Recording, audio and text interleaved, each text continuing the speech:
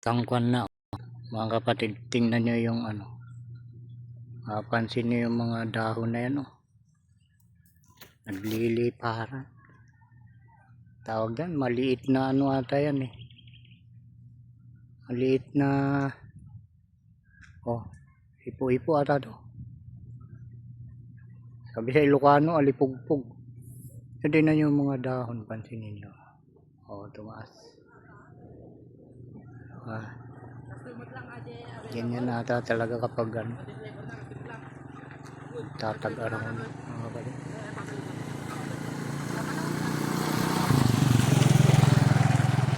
Ayan. Tumaas na yung iba, oh. Doon. Ayan na. Ay, isa sa mga ano, nilikha ng Ama. Nakakaiba. Hindi kayang gawin ng tao yan. Yung ganyang nangyayari. Oh. Tingnan nyo mga kapatid. Yung mga ilang dahon na ano, yun umiikot. Ayun na. Oh. Lumalakas na naman siya. Papalakas. Papalakas. Oh. Magawin ron. Ayun naman. Tumaas na naman yung iba. Punta ron o sa mga ano, sariwang maisan.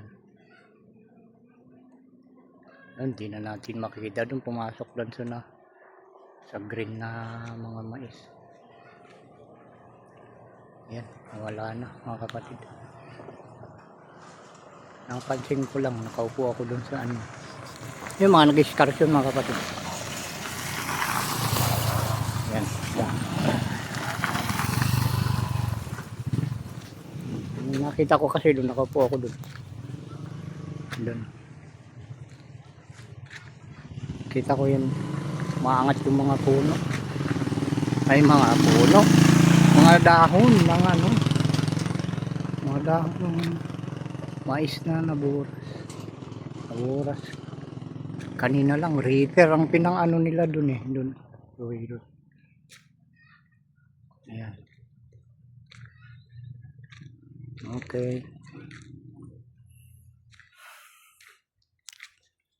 Yun lang mga kapatid.